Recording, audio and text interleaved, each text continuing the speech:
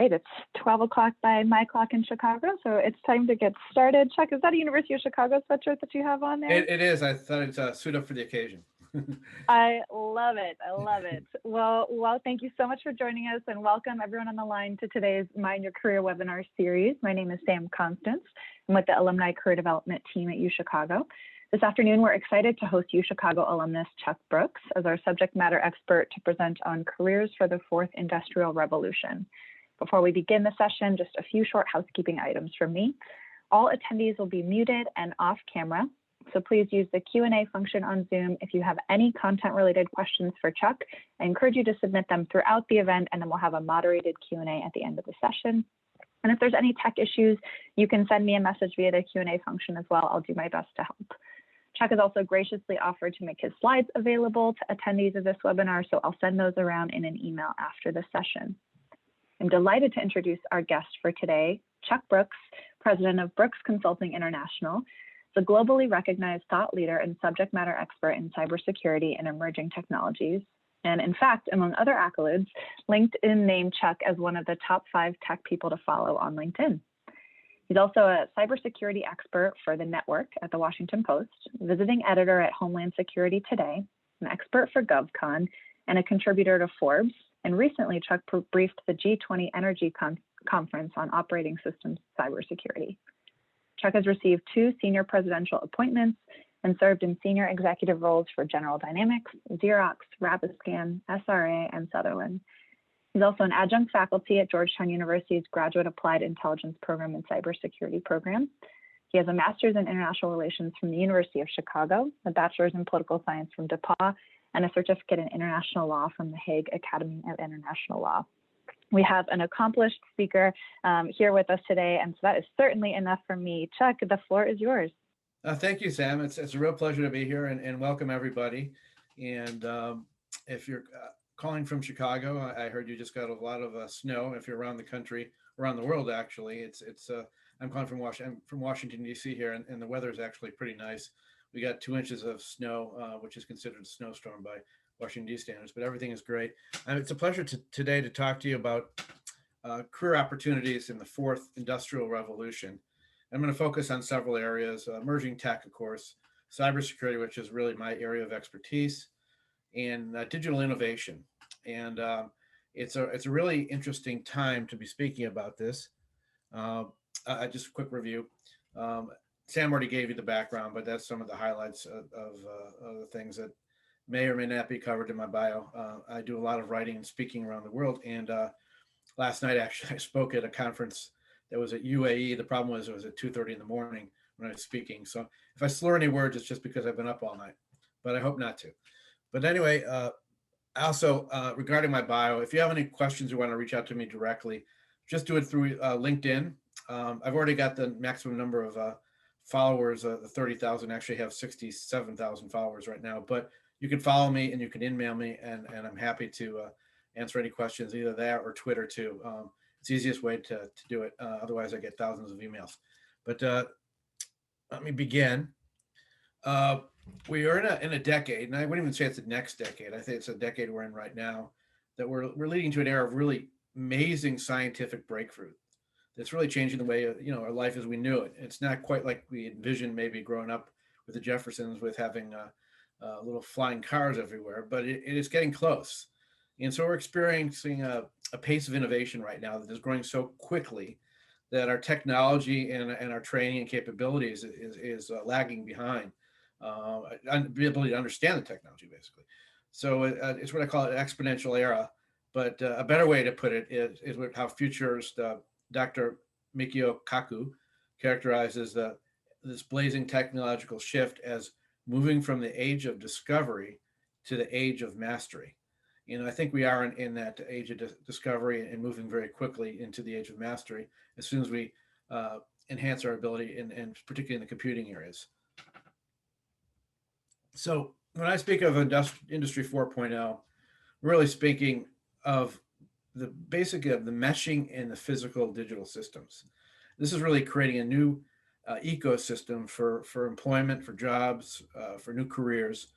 This slide highlights just some of the things that are coming around the horizon. Of course, advanced robotics, We're seeing a lot of that now. Everything from policing robots to robots now. I don't know if you saw the Boston Dynamics demonstration of the three robots coordinating dancing, but we're getting there close. It's going to be an interesting breakthrough in the next few years with robotics and the capabilities they bring to manufacturing, to the military, to pretty much every discipline you could think of.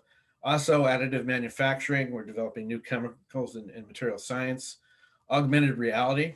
I actually consult for an augmented reality company, and it's amazing the technology that's coming down the pipeline there. We're really in the middle of virtual reality to augmented reality right now, and I think a lot of education and training is going to happen in that area in the near future, particularly if we're still in another COVID type 19 environment where we have to be isolated at home. Augmented reality does sort of give us a different perspective on things. Of course, simulation, that goes along actually with a lot of the augmented reality. And then the industrial internet, also known as IIoT and operating systems, SCADA systems, all of that is being upgraded. We're living right now in the United States on a grid that was built mostly in the 1970s. So a lot of equipment has really been changed in the last few years. And I'll get into more detail later on as some of the technologies are going to happen. And of course, if you're in this world in any kind of business right now, where you're moving to the cloud or hybrid cloud, that's really basic where you store your data. It's really not the cloud, but another machine somewhere. But it is really a trend with a lot of businesses. So understanding what the cloud is and how it works is real important in careers in the future. And I'd say what probably the most important thing in my perspective of career opportunities is cybersecurity, mainly because it really connects everything. Everything you do with technology has a cyber element, and everything that we do that's connectivity digitally has a cyber element. And as we can see in the last few years, we've been getting whammed by hackers. Just recently, the SolarWinds hack basically was undiscovered for 17 months and got into Fortune 1000 companies, almost all the government agencies and global governments. So it shows how vulnerable we are. And then, of course, ransomware is going at a huge rate in the healthcare industry right now. So cybersecurity is a real important area I stress, and it's also good to understand cybersecurity in any kind of discipline you're in. And of course, big data and analytics, which I'll get in more detail too. A lot of this is really taking all this data we have and making sense of it, unstructured data, and how to use it. So there's a lot of different applications in this Industry 4.0 that are going to prove very promising in the future job markets. This is really a slide that goes into a little bit more detail, and this is one you're probably going to have to look at in detail yourself. But as you can see, some of the things I mentioned, that are happening, like the Essential 8 technologies, 3D printing. Now they're printing houses, they're printing photoelectric batteries, they're printing aircraft industries, and artificial intelligence, which I'll get into in more detail, because really that is also another area of huge growth in the technology area. Blockchain, which is distributed ledgers, which is a form of technology that doesn't have the scalability, but very interesting. And drones everywhere now, as you can see, they're basically photographing the Earth. And I'd even take that a step farther. I think if not included here is really satellite. There's a huge satellite industry booming, more than just SpaceX, but we're putting up microsatellites all over the place, which are basically digitizing the entire Earth. Everything you can see and do can be now documented from space.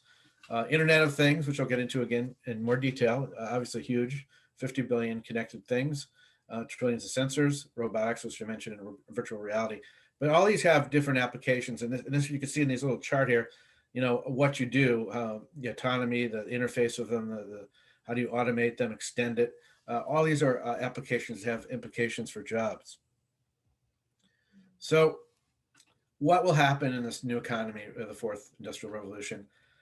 Careers of the future will increasingly require people to be skilled and qualified in areas which I mentioned: the cloud, the Internet of Things, big data, cybersecurity, artificial intelligence, machine learning, and augmented reality. And this came from the head of faculty, Nola Payne, Information Communications Technology, Independent Institute of Education.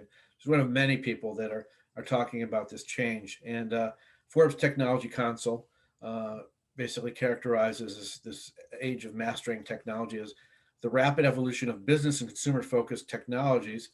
It can be difficult for companies to find professionals who are trained and certified and the latest skills, or have the backgrounds and perspectives needed to meet the needs of a diverse user base. I think that last sentence really is more important.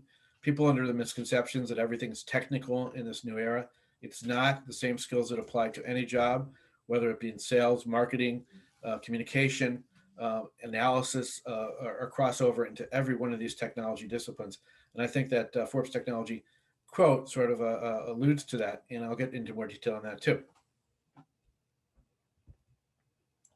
So I looked at the basically, I'm going to go through this deck and cover several things. One is the emerging technology categories and trends, the skills you need for this new technology era. Cybersecurity, I put as an area of its own, just as I said earlier. I think it's so integral to everything we're doing that you need to have an understanding of at least of how computers operate, how to code, all these different things. And then I'm going to cover some of the emerging technology areas that were slightly mentioned earlier, and technology verticals, or how they may apply, what types of jobs will apply in these technology areas.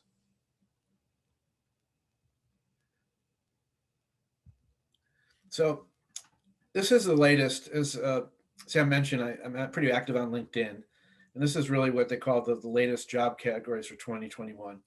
And this is sort of a glimpse into what I just said. A lot of the opportunities exist in different areas. Of course, technology, your data scientists, your machine learning engineers, your web developers, your coders, etc.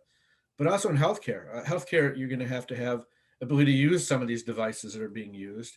You have to know how to do research on computers for comparing diseases in treatments.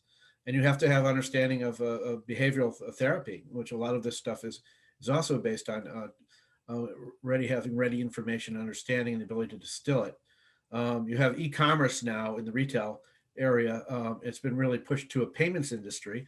A lot of the stuff we're doing right now, of course, Amazon is dominating online, and now even loans and mortgages, other areas are becoming just basically filled in with a online and do that stuff. But this all requires support and understanding and marketers, and that's where I go into this next category, of course, sales and marketing. Whatever you do, basically business is based on the primary goal of achieving revenues and profit. So having people that understand technology is not enough. You have to have people that know how to run sales operations, how to do inside sales, how to cultivate, how to be strategic advisors, how to do planning, how to do business development.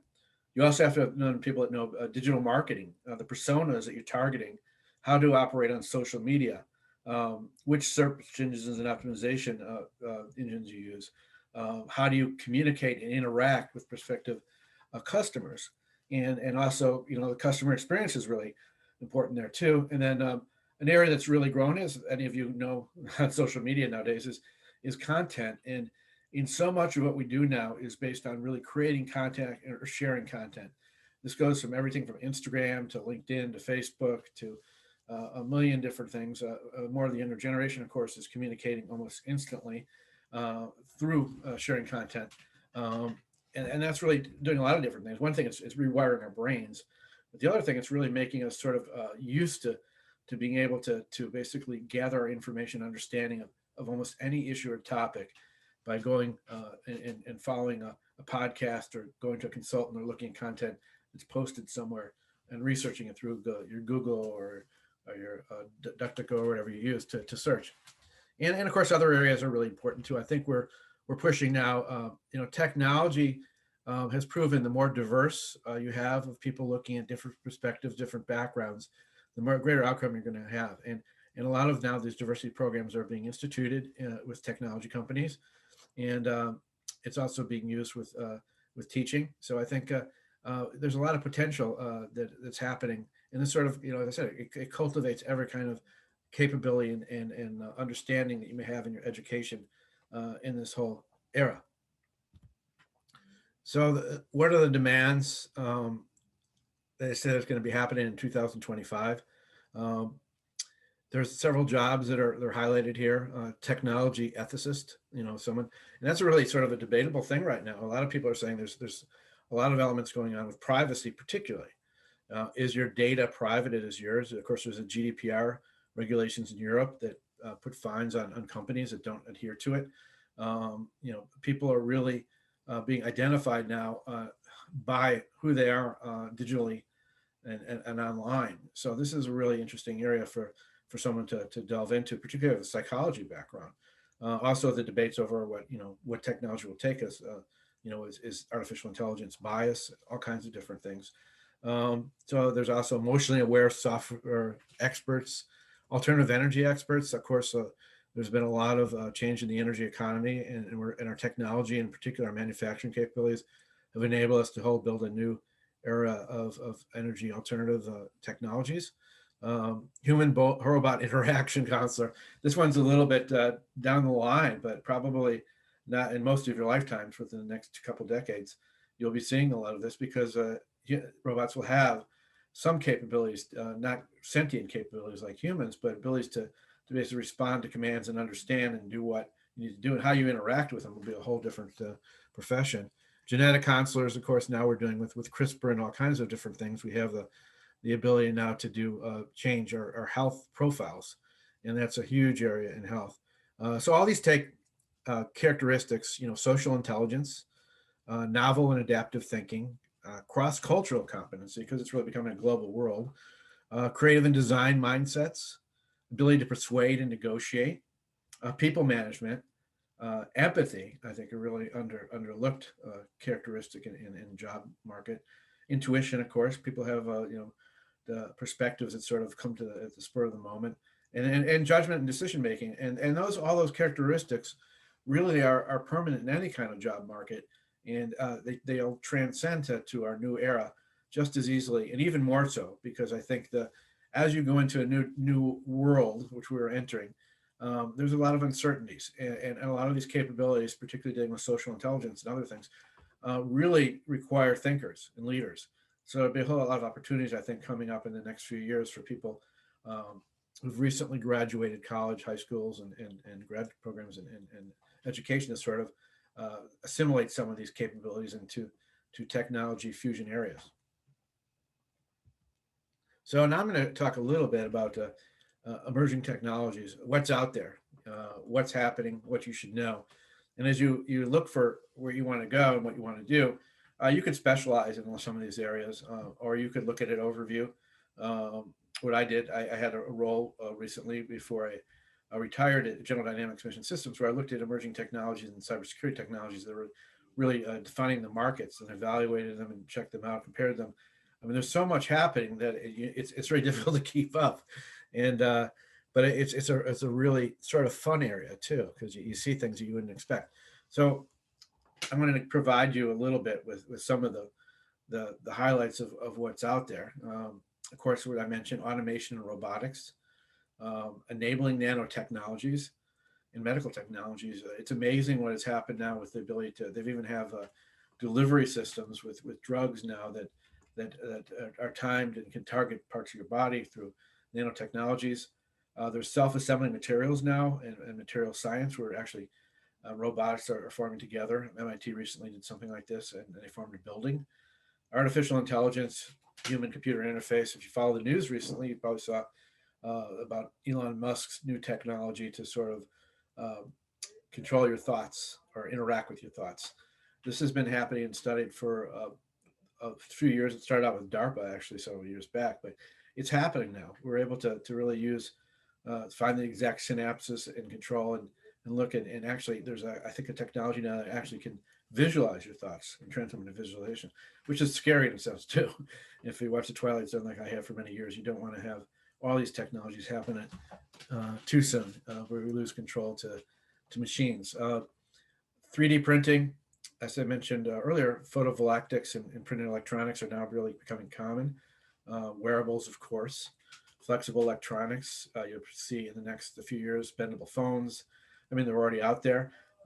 You're seeing aircraft industries. Rolls-Royce built an engine recently just all through 3D printing. Big data, real-time analytics, predictive analytics, that sort of correlates to machine learning and artificial intelligence capabilities, and I'll go a little bit more into that in a bit. And then there's an area of what is called supercomputing. Supercomputing has been here for a while, And it's really just a compilation of a lot of computing capability and networking that makes it ability to basically do calculations at huge speeds.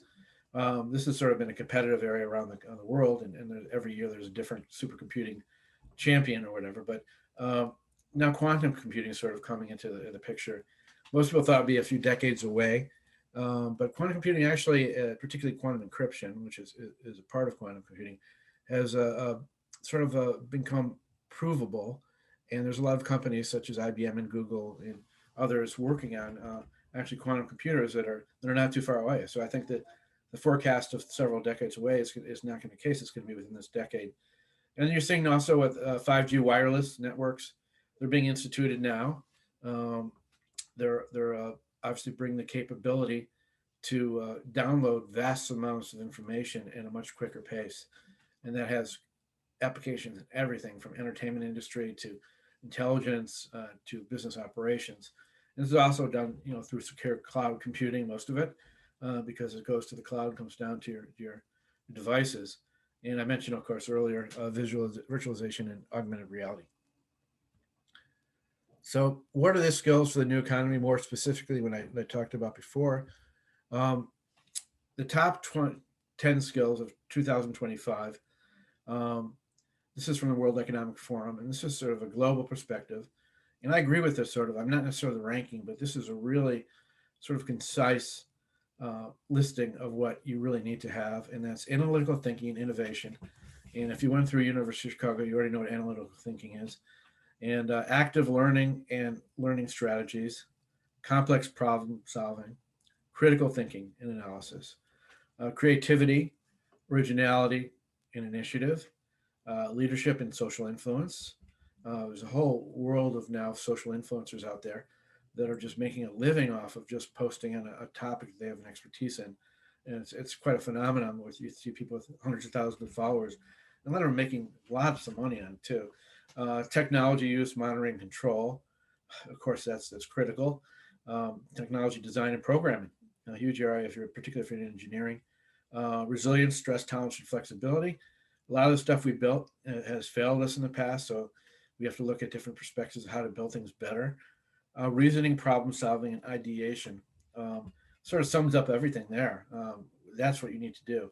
And then the types, of course, of skills: problem solving, self-management, working with other people, and how to use technology for development. So technology is also an enabler. A lot of the skills you talk about can be enhanced through machine learning, and your ideations can be taken through modeling and other things. So a lot of these skills sort of apply into the sort of the glue towards technology.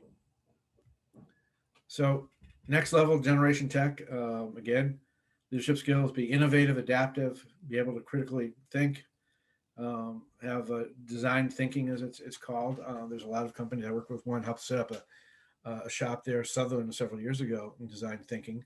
How does the customer perceive things? How do you communicate to that? Collaboration platforms, one we're on now.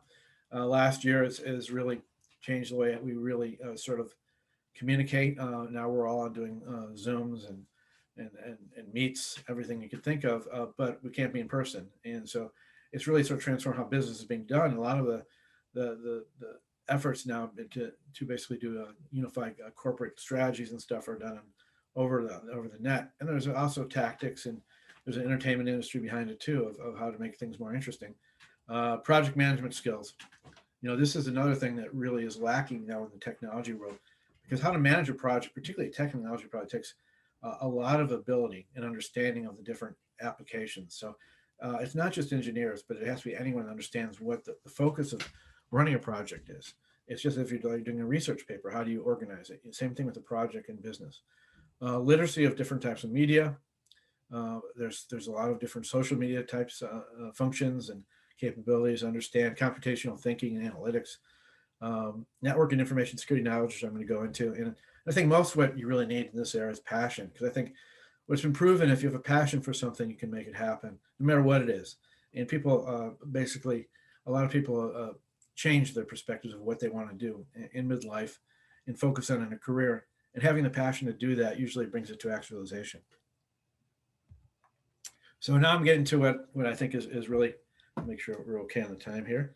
One of the key aspects of everything dealing with the new era, and that's cybersecurity. There's a cybersecurity ventures. So there's 3.5 million unfilled cybersecurity jobs out there. I can verify that being in the industry. It's very difficult to get qualified cybersecurity people. There's a lot of reasons for that. Most of them being cultural, and the fact is that um, we're sort of coming late to it. But there's a lot of STEM programs and other things happening now where people can learn, basic things and get certified. According to Gartner, which is a research firm, there are more than 348,000 open security positions in the United States. So, and by 2022, there's going to be 1.8 unfilled positions. So, if you're looking for a career path and where you want to go, cybersecurity is it. These skills are not going to be diminished in the next few years. They're going to be more required, and I'll go more into some of the aspects of cybersecurity. So, the global market is again a huge market to reach 258, really 259 billion by 2025. So it's growing at almost 12% CAGR. So that's a huge growth area. And when you're looking for what to go in, you want to pick an industry with a growth area, and that's a good one to do. So what are the areas of cybersecurity? A lot of different areas. Analytics, of course, is really one of the key ones.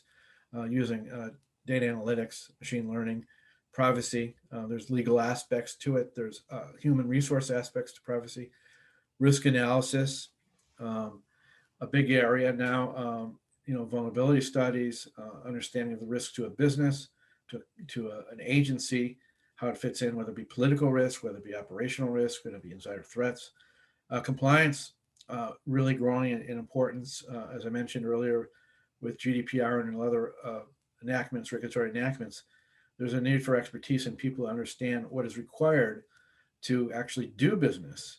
And say if you want to do business with the Department of Defense, now you have to have a understanding of CMMC, which is a new program which requires a basic understanding of cybersecurity hygiene and how to get it and what steps you need to do. So pretty much I think this is going to be the rule rather than the exception as we get more and more interconnected, that most industries will have requirements for understanding the need to be compliant so they can reduce their liabilities and, more important, stay in business. Cybersecurity metrics, what is return on investment, what works, what doesn't. There's so many products and services out there that they're overbought by a lot of companies and they're not sort of orchestrated right. So there's a need for understanding what metrics work in your prospective company or small business, what you need. Workforce education. Every company I've been with in the last decade, it has some sort of program where they teach you, how to behave ethically and what not to touch and fish. Go for a fish. Despite that, most of us still click on the fish. Penetration testing, more of a technical area, but still it'll never go unneeded. That's a really good thing to get into. The real tasks for cybersecurity are defining and monitoring what the threat landscape is, because it's changing. With machine intelligence, with a lot of adversaries now, with state-sponsored adversaries and these hacker gangs that are now communicating on dark web forums. They're basically organized crime. They're using all kinds of interesting tools, sophisticated tools, and they're getting into companies fairly easy. So what you need to do is understand basic risk management. And the way to do that is go to use what is called the Nist Framework. It's a Department of Commerce, DHS thing, what you learn a process of identify, protect, detect, respond, recover. And that's really a good risk management paradigm for anything you do. Just go to the webpage in this. They have all kinds of applications for every kind of business. And having expertise in one of these would be really helpful. You're seeing a lot more area of public-private cooperation because of technologies, and also for the need to protect critical infrastructure, such as our electrical grid and dams and finance and health, etc. So the ability to work with government is also a skill. And I come from a background where I had studied international relations, and I came to Washington, worked 10 years on the Hill, developed a lot of understanding how the process works. Those are really kind of skills that you can use pretty much in anywhere. Because you have to know what your constituents want, what they need, what their requirements are, what is being legislated. So government relations is another aspect that really is important to any kind of technology career. We're right now in the process of modernizing most of the security architectures. We're using all these old legacy systems that we had for decades. And they're sitting there, a lot of them not usable. So that's being upgraded. And to understand what the old legacy systems are, what has changed is another area of expertise to develop. Encryption and biometrics. Um, this is all kinds of levels of encryption are being developed, including polymorphic quantum, um, keyless authentication. Um, you really need to understand what encryption is and why it's valuable for cybersecurity. There's all kinds of levels that are needed for either for business or for agencies and government, which are different. Uh, Despite all this, a lot of the stuff that was actually just stolen was not even encrypted by, including going back to the OPM records that were stolen years back. The 22 million of them were not encrypted, which is crazy. So a lot of it actually goes, again, cybersecurity is mostly human error, despite having all these technologies and capabilities. It's the things we don't do. And being able to understand what you need to do is a really good job qualifier. We're moving now into what is called automated network security. So you have to know how to use these automated systems. And this is really because of the lack of people. We're depending more upon automation to cover a lot of these things. And again, what I mentioned earlier, policy. What are the best practices? What is compliance? What is your human resources? What's your legal? What does the C-suite need to know? All these things are prevalent in the cybersecurity career world. Most important, I think, are as I just mentioned, is interpersonal skills. People still want business acumen, and in cybersecurity, people say, well, I'm not, I don't really understand. But it's just sort of like the pharmaceutical industry. Most of the people that run the pharmaceutical industry are not the people that create the drugs. They're the people that understand how they're applied, how to market them, how to sell them, what they need to do, and where they need to target, what personas are using them, and how the C-suite operates and the board members operate. So that's the same with cybersecurity. You won't necessarily have to be an expert coder. You probably should understand what coding is, but you need to really be able to work with the CIO, the CTO, the legal, the marketers, particularly the C-suite, of course, and any board members. So that's really important. And also, stakeholders, people that are actually using your products or services. And this is really sort of confirmed by Hewlett Packard CISO Joanna Daniel Berkey, who said she wants workers who understand the business, who speak in business terms, and view themselves as business people as well as technologists. She says security professionals need such skills that they can help manage risk, which is the prime objective for the modern security team. So again, this is sort of a theme, but it really is true. I mean, it is really business acumen and the ability to analyze and think are just as important as the ability to develop the technologies. This is just something I'll leave behind. If you're interested in cybersecurity, there's a lot of different types of ways to do it. One, of course, is to go to graduate programs. I'm teaching in a program right now at Georgetown, Applied Intelligence and also cybersecurity risk management. And some of the things we do are not covered in this. This is really for technical people who want to get certified to go out and get jobs. And a lot of those are available through organizations like CompTIA, SANS, and ISAC, a whole bunch of them. If you look for just Google certifications, you could go through an entry without even having a degree. A lot of people go into these and get some basic understanding of what is needed. CISSP is a pretty useful one right now because you do learn a lot about the technical aspects of how to run a cybersecurity operation. So the cybersecurity jobs, it's a good thing. The average salary for just a cybersecurity job now is $93,000. That's almost entry level. People coming right out. That's how much is needed. So again, go where the money is, as they say in the bank robbing industry, but also in the job industry. There's a lot of opportunities in cybersecurity. This is a stay behind slide because I can't even read it myself right now. It's too small, but this is really pretty cool because it talks about all the aspects of cybersecurity, what you do, whether it be working from home, dealing with hackers, global risk, cyber resiliency, and all the different interesting aspects of it. So when you get the time, I urge you to peruse it. So now we're going to look at some of the other things that are in the industry of 4.0. And Internet of Things, it's really the Internet of everything, machines, systems, and people. And it's generally refers to the idea that the things that are readable, recognizable, locatable, addressable, and controllable over the internet or connectivity. It doesn't necessarily have to be on internet. And they're basically physical objects communicating to each other. And you've seen, all kinds of things recently about your toaster, hacking your computer, etc. But it really is a world right now where it's a trillion sensor economy. We've got so many devices coming on, smart devices involved in everything we do, that you really have to have understanding what IoT is taking us. And this is probably the most difficult if there's a challenge, because if you look at where things are done, they're manufactured all around the world in different countries and different standards. So just getting the integration of them and coordination of them is a challenge in itself. And also understanding what's visible in your system is a challenge in itself. So that, as I mentioned, it's IoT. Cisco predicted that there's now 50 billion devices out there. And I think that's pretty correct. This is a really interesting fact. By 2025, an average connected person anywhere in the world will interact with connected device nearly 4,800 times per day. That's basically one interaction every 18 seconds. And I can confirm that my daughter has already beat that. But that's a real reality of the world today. Potential impact of IoT, looking between 3.9 trillion and 11.1 trillion by the year 2025. Obviously a huge area to look into. They're saying 2.67 trillion by year in consumer value.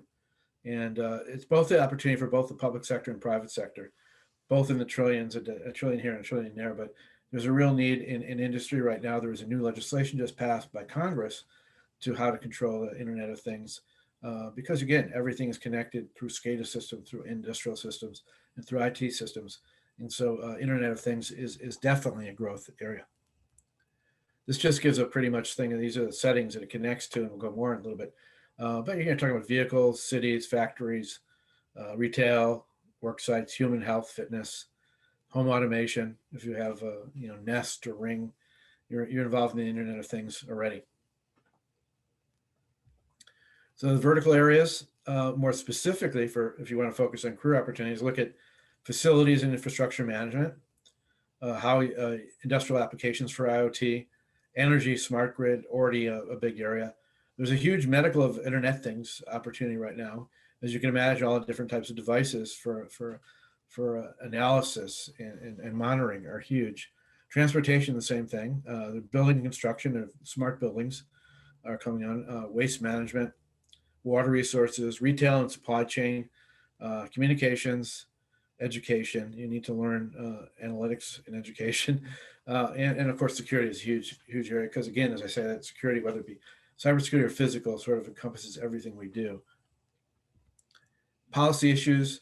There's a lot of things to deal with IoT. There's the ethics issues, the interoperability protocol, standardization issues, privacy, of course, surveillance. How do you operate these complex autonomous systems? What happens when they go wrong? What are the best commercial practices, and what are the regulatory issues coming up with it? So governance is a big area for Internet of Things. Now, also look at another area that's connected to the Internet of Things is big data. According to Eric Schmidt, who's the former now CEO of Google, we produce more data every other day. We did from the inception of early civilization till the year 2003 combined. The amount of data created worldwide increased by tenfold by 2025. That's just a whole amount of data. And again, with all the satellites up there, it's going to be much more than that. So big data analytics is a huge area of opportunity. Understanding how data analytics works to look at basically trends in industries, healthcare, if you're looking at security, sort of flagging fraud and tracking are all different things necessary in today's world. Quick overview. This is really just what a breakdown of a data scientist is. You have to have understanding of business administration, domain-specific responsibilities. You can be a marketing analyst, financial analyst, equity research. You can look at the data exploration, analysis, and insight, and be able to synthesize it. It's to understand now the advanced algorithms, machine learning, and know what data products are out there too. So being a data scientist is another growth area, just like being cybersecurity.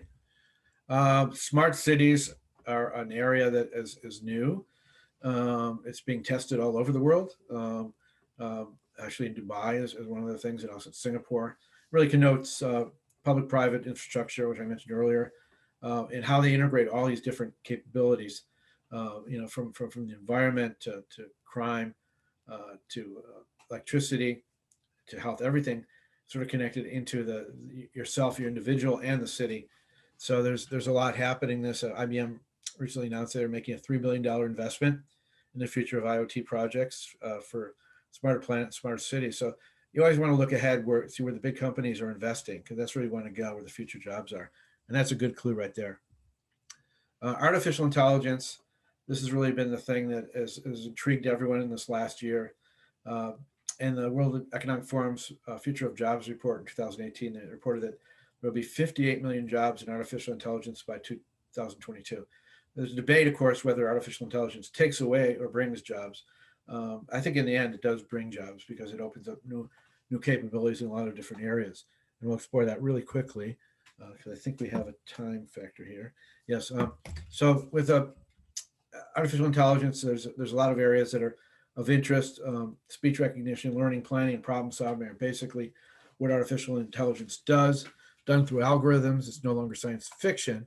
More likely, it's really machine learning, what we're doing right now. But artificial intelligence, as I mentioned with Elon Musk, is something that's coming down the pipeline.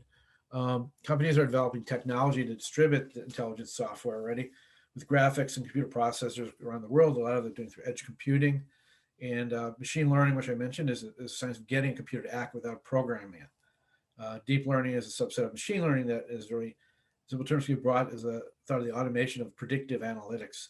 So top intelligence jobs will be machine learning engineers, data scientists, business intelligence developers, research scientists, and big data engineer architects. Robotics, I mentioned up front in this thing. There is a talent crunch coming in there right now. A new a title now is a chief robotics officer, and 30% of leading organizations are planning to implement such of a role in the near future. And there's a talent crunch there too. By this year, robotics growth will accelerate the talent race, leaving 35% of robotic-related jobs vacant. Well, average salary increases at least 60%. And in this area, it's even higher than cybersecurity because you really do have to have some sort of understanding of robotics engineering, and that usually requires more understanding and educational background. Virtual reality, which I mentioned earlier, again, you're probably familiar with Google Glass and Oculus and others, but it is now being used heavily with training, very much so in the military, law enforcement, other areas, because it's cost effective. You can put people through simulations that are really indistinguishable from the real deal, and so it's another area to contemplate.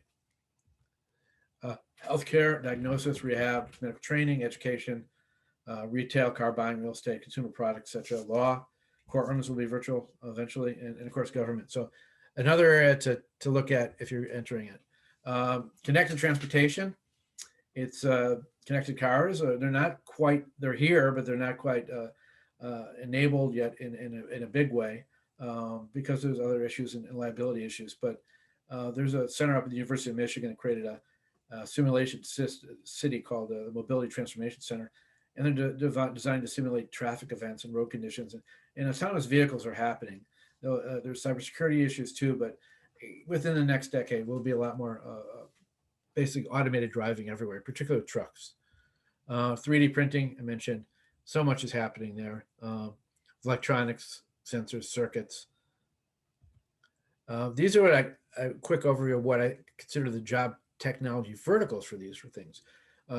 Convergent transportation would be converged, monitoring the ecosystems, monitoring the autonomous and connected cars, understanding how they're operated, fix them, how to use predictive analytics for parking and traffic patterns, developing infrastructure for new materials for stronger construction, safety. Also, beyond cars, you have drones, rail and aviation, all elements of connected transportation infrastructures. Energy, solar power, waste to biofuels, the smart grid, wind, long-lasting batteries are a huge challenge, and now there's a lot of breakthroughs in that area. Renewables and energy efficiency are all big areas of potential job opportunities. Health, really, this is a vertical that probably has the most opportunity for anybody if they really want to get into it. So much happening here: implantable devices, bionics, limbs, DNA nanomedicines, what I talked about earlier, genomic techniques and gene therapy, remote sensing tech for wearables and diagnosis, medicine now for longevity and enhancement, real-time biomarkers for tracking and monitoring people, artificially grown organs rather, and organisms. Human regeneration capabilities now are being discovered. And now they're also using exoskeletons for people that can't walk, now have mobility. So a lot is happening. There's an exciting area. Again, it's an understaffed area, a lot of jobs beyond just treating people with COVID right now, which is a priority. But if you're looking at a healthcare area, particularly with robotics, another great area to look at. Law enforcement, interesting area again. Surveillance, chemical and biological sensors, cameras, drones. I think now biosensors probably more than anything are going to be a priority. We're already using license plate readers and non-lethal technologies. Huge area of forensics if you're interested in criminology, how to use a lot of the genetics and the new systems and capabilities to basically photograph things. Interoperable communications.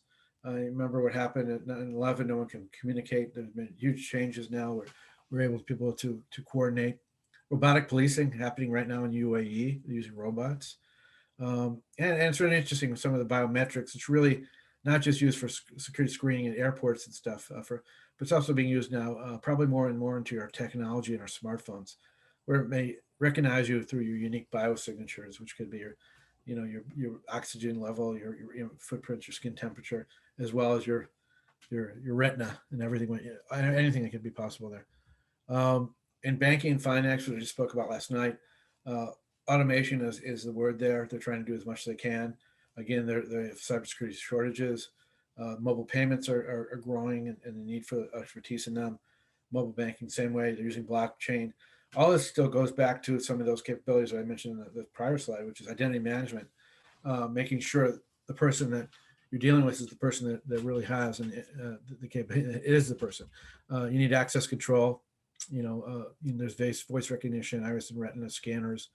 You have to verify who you're dealing with, and you have to really monitor the security of people when you're dealing with large transactions. In agriculture, food manufacturing and production tech, big. Food security, huge. You're seeing a lot of aqua and biofarming happening. If you go down to Disney World in Orlando, you'll see they have an aqua farm down there. It's been there for several years, but it's really becoming more of a globally accepted way of doing things because it saves space and conserves water. And again, conservation, water irrigation, vertical farm. All these concepts have been proven over the last decade are now being implemented. And finally, as I get ready for questions, I think in anything you do and want to do in this life, you really have to understanding of marketing yourself. And that entails personal branding and marketing. If you're out there looking, build a persona for yourself on LinkedIn, Twitter, anything you can think of, YouTube, where it shares your expertise, your understanding, what you have to offer to your company, prospective company, or what expertise you have in an area, whether it be cybersecurity, whether it be health, whether it be environment. All these are really sort of now measured by how they can find you, and they can find you usually on social media. So if that's verified that most CEOs, CTOs, CIOs, leaders of government agencies are on LinkedIn, Twitter, Facebook, primarily LinkedIn for business reasons. It's the world's biggest professional network with more than 750 million members now. And there's, more than, I think it's 10 million companies have LinkedIn pages. So it's estimated that 75% of government employees, 95% of contractors usually use LinkedIn. So I use LinkedIn a lot just because it's really a professional site. And there are other sites too, but this one is just an easy one to operate because it's such a big one.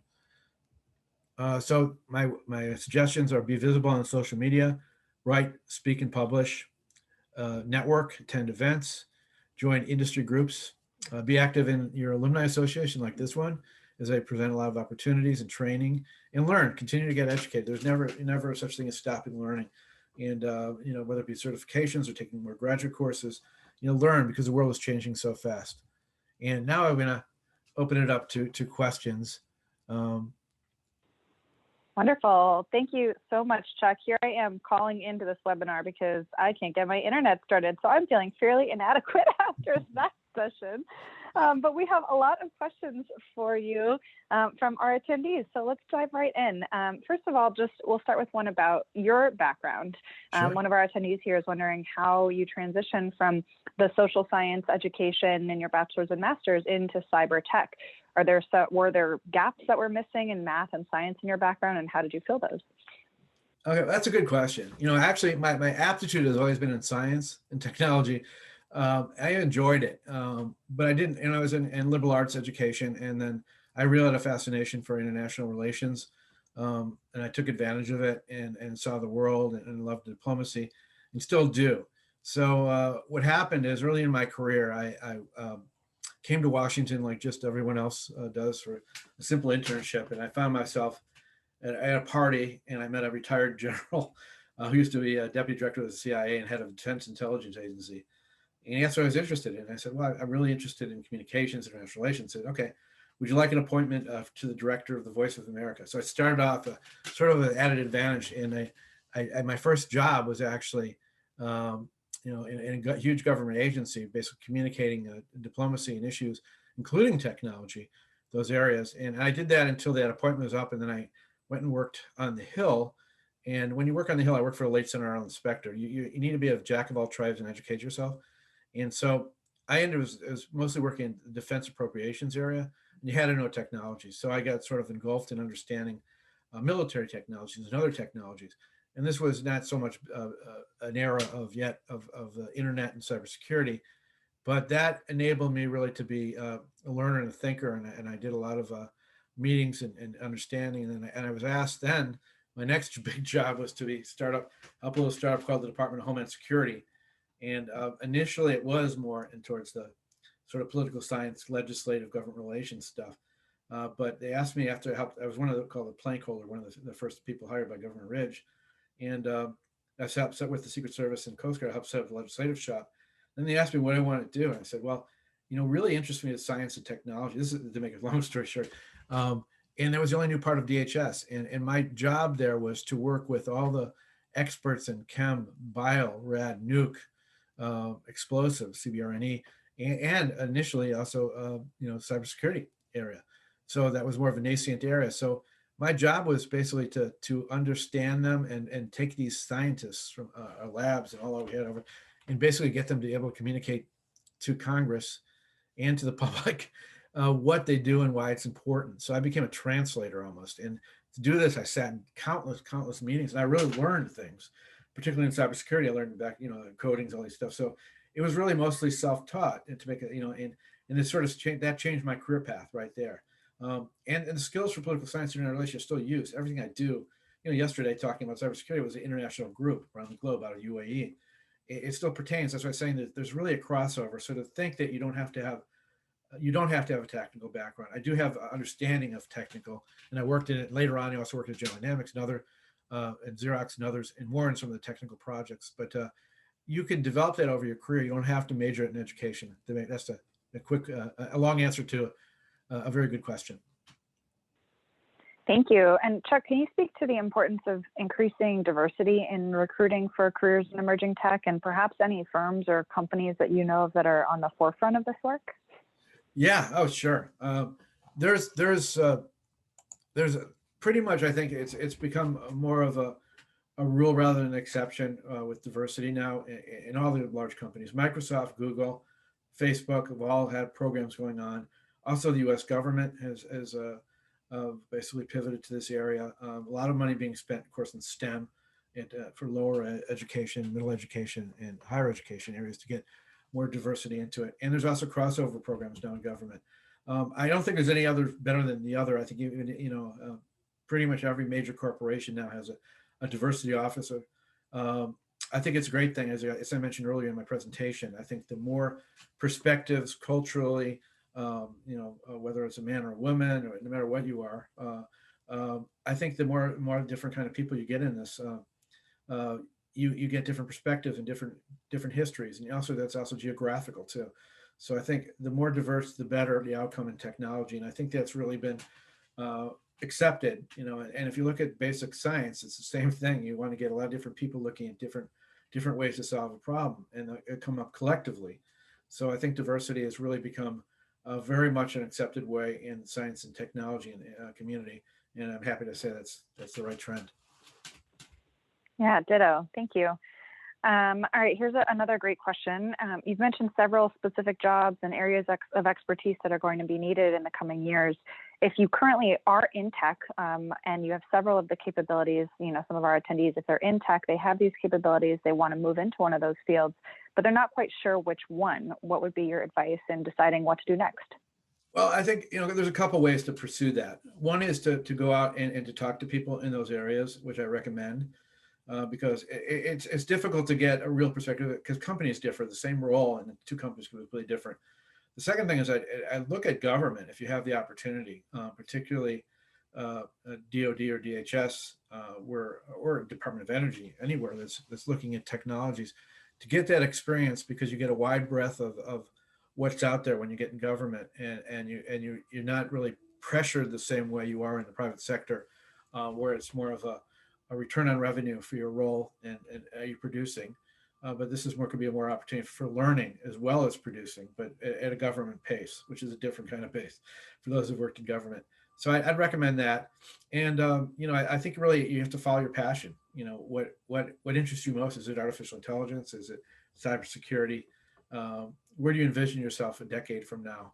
What's the most fun for you? Or you could also look at where the opportunities are, and pretty much there are opportunities in all these. So I think it's an individual decision. Great. And you mentioned networking and the importance of knowing folks as you're transitioning into a new position. So this question builds nicely off of that. Obviously, the tech trends are wonderful, but a big portion of the jobs that we get are found based on our personal networks.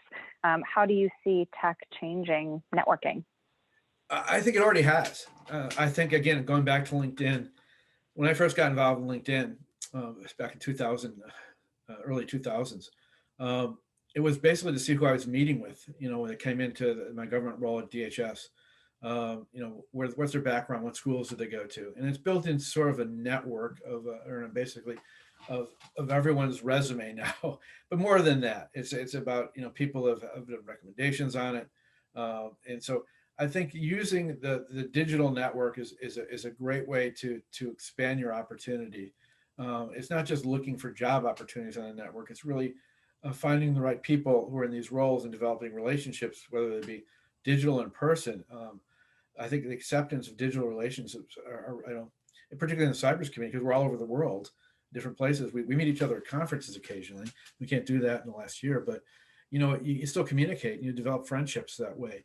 And there's a lot of interesting LinkedIn groups, I think, to join in emerging technologies and cybersecurity, wherever your interest is. You could find a group on that. You'll find like-minded people in there. And you can look at their backgrounds and say, is this somewhere you want to go? What company, that company I'm interested in? And so it's really, I think it's actually in a lot of ways, I always recommend earlier that people go to events and network, and those are good too. But now we can't really do that. But you can really get a lot more done digitally quicker by getting out there. And the second thing, as I mentioned earlier in one of the last slides, is publish and write, put out content so someone discovers you and share that content. That is really the best way to network, and people call you. My whole business right now is basically based on the fact that I retired from the corporate world, and I'm doing mostly teaching and consulting. And most of my consulting has come from networks. Like people say, they reach out to me because they see what I'm doing and they want help with their company or institution or whatever, or want me on their board. So I think really the key there is take advantage of this digital world. Thank you. And we are running out of time here, but this one question is very cool. I want to get an answer to that for any potential educators or parents on the line. What changes need to be made to high school curriculum to respond to and prepare youth for these careers that you're mentioning? I think high schools have been very lax secondary education and earlier in most places. You really have to go to specialized high school, like Thomas Jefferson out here for IT, whatever. And I think it needs to be part of the problem. There's not enough teachers that really understand technology to go in there. I think that needs to be made a priority. There probably needs to be some sort of impetus from local, state, and local governments and federal governments to sort of provide grants or opportunities to get teachers to move into this area or cross-train. Because students really need to understand the world that's happening. It's going to be happening, not just how to operate as is for the last 30 years. And unless they can understand what the dynamics of the technologies are impacting our careers or our work or how we live every day, they're going to be behind too. So I think education is really a starting point, and I see some of it popping up all over. And I think places like on internet discussions about this topic help. And I think diversity is another area too. You're talking about with getting people in STEM. More investment in those programs, really critical. I can't agree more. Chuck, thank you so much for sharing your expertise with us today. To everyone on the line, thank you for joining us. That's all. It's 1 o'clock by my clock here in Chicago. So we've finished this webinar. I encourage you to visit the University of Chicago Alumni Career Programs website to find more events that we host. We host regular Mind Your Career webinar series, as well as workshops, networking events, all of the above. I'll follow up in an email with a link to Chuck's LinkedIn profile and the slides to be able to download from today's session, as well as upcoming events that we have going on our team. So that is all from us. Chuck, thank you again so much. Oh, it's been my pleasure. Thank you for having me, and everyone enjoy the week. Have a good one, everyone.